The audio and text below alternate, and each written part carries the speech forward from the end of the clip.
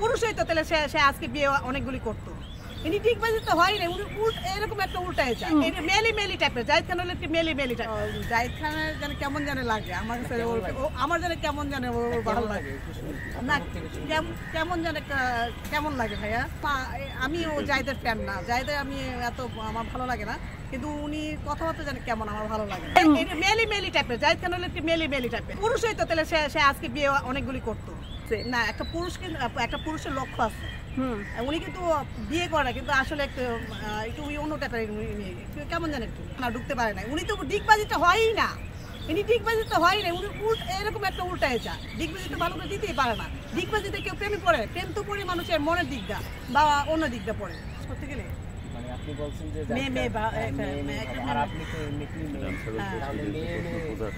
নায়ক মেয়ে ছেলে মানে ব্যাপারটা কেমন না, ওই ছবিটা যদি মানে আপ হয় পাবলিশ হয় সে একটু কেমন জানি ঢং করে, সে যাতে ঢং করে কেমন জানি একটা মানে এরকম একটা ফোকাস করে যাতে মেয়ে ওর জন্য একটা পাগল, কিছু মেয়ে তার ঘাড়ে এনে ও বলে তার জন্য পাগল। এটা একটা অদ্ভুত ঘটনা। আমরা কি পাগল হয়েছি জাহিদ খানের? শোনো, জাহিদ খানের কাছে গিয়ে পায়ে ধরছি না আমি তোমার কাছে ছাড়া বাঁচবো না, বা অনেক 1 কোটির উপরে ফ্রেন্ড।